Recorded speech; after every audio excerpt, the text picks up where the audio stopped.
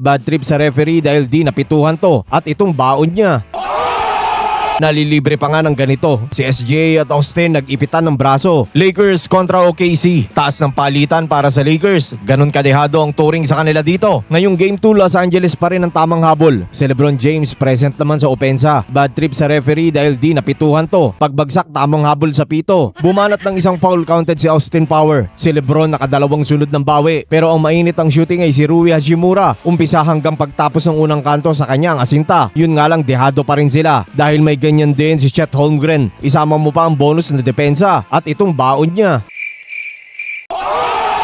Si Shai Gilgeous-Alexander pumalo din ng opensa. Sa oblo tumitirada. Syempre ang pamimingwit lagi pa rin kasama. Nalilibre pa nga ng ganito. Free salpak. Si JJ Redick bad trip na. Yung may pito na kumpronta. Nakuha niya naman ang gusto niya. Sa ikalawang kanto limitado si LBJ. Pero sa OKC humahataw ang pamalit. Si Mitchell panay atake. Nagkape pa sa ere. At di lang lapagan ng dali. Pati sa basic jumper si Mitchell meron ding entry. Ang katapatan niyan si Austin Reeves. Nakuha niya dito ang tumbok ng opensa. Di lang din sa labas pati yung mga pakambyo niya sa gitna gumagana. Katuwang niya dito ang veterano. Si Marcus may mga smart move. Sabay putok ang tres ng Lakers. Si Kennard diretso ang wakali kaya palag na sila sa talaan. Heto pa si Rui babanat na naman sa 3. Nagpapausok na ang shooting ni Hachimura. Ang Lakers lamang na. Kumambyo ng konti ang Oklahoma pero nabawi din niya ng Lakers sa dulo. Si Hayes umambag na dito. Abante ang Los Angeles Lakers 58-57. Paglapag ng second half si Rui banat agad. Binahayan na yung tres. Commercial daw muna. Si SGA at Austin nag-ipitan ng braso.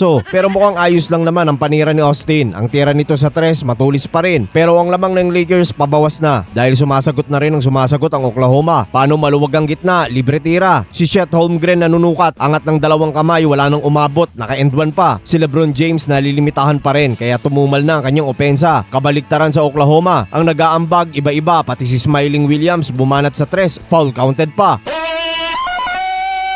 At si McCain di pa rin nauubusan. Sa tres kapag sumipat hindi talaga pwedeng pabayaan. Nakadistansya ng OKC 93-80. Sa huling kanto si McCain sawa na sa tres sa ilalim naman umatake. Pero nagising-gising na ang opensa ni LeBron James. Sa tres tumanaw na ng matulis-tulis. Pero si Alexander tamang atake na. Ngayon niya na kailangang umiskor. Pero tigil uli ang laro saglit dahil may nagbagsakan sa foul ni Austin Reeves. May ininda ng konti si LeBron pero mukhang okay lang naman. At pagbalik sa opensa wakali na lang muna. Kaso si Ayton malaki na problema. Ginagawa siyang asinta sa tres ni Holmgren. Sabay kalas na naman ang OKC. Paano nagwawala stick na naman sila sa 3. Habang si LeBron tila punong-puno na sa referee. Para na silang nasa barangay. Tapos si SGA bigla pa silang sisimplehan. Kala mo si setup lang, bigla ka palang aangatan. Maya-maya lang 17 na ang tambak. Paano si Wallace parang nagpipiso-piso na lang. After ng labas, sa loob naman. Parang wala nang depensa si Alexander, dire-diretso na. 2 minuto tinaas na ang bandera. At yun na nga, panalo ang OKC. 22 puntos para kay Shai Gilgeous-Alexander. 22 din kay Chet